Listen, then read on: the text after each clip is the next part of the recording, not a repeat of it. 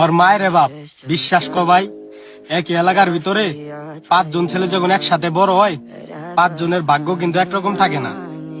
হয়তো কেউ জন্মের পরে বাবার ধন সম্পদ পাওয়া যায়, হয়তো কেউ টিনের চালের ফোঁটা দিয়ে বৃষ্টির পানিতে ভিজে রাত কাটায়।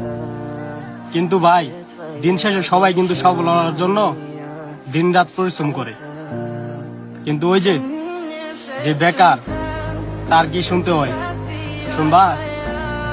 আরে তোমার ছেলে ঘরে বসে থাকে, আমার ছেলে তো বিদেশ যাইয়া বছরে 6-7 লাখ টাকা পালায়। ঠিক আছে না? হয় না? এলাকার পাশে যে আত্মীয় স্বজন থাকে, খোঁচা মারি না, যাদের খায়া দেওয়ার কোনো কাম নাই, তারাই এসে এইসব কথা বলে। কিন্তু ভাই, তাদেরকে বলো আপনার ছেলের দিয়ে একটা ভিসা বাই করেন, যে ভিসা দিয়ে আমার বিদেশ নিয়ে যান, আমিও কিছু টাকা ইনকাম করি। আরে আমার ছেলে তো ভিসা কই পাবো, আমার ছেলেই তো অনেক কষ্টে গেছে।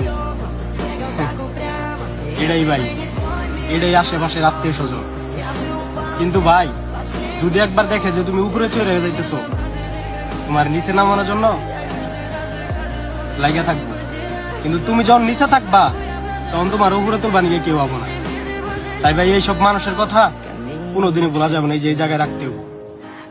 ভাই, যত কষ্ট একদিন সবল তুমি হবা। একটা জিনিস সবসময় মনের ভিতর রাখবা, যেটা বাবা করে নাই ওটা তুমি করবা। ঠিক আছে?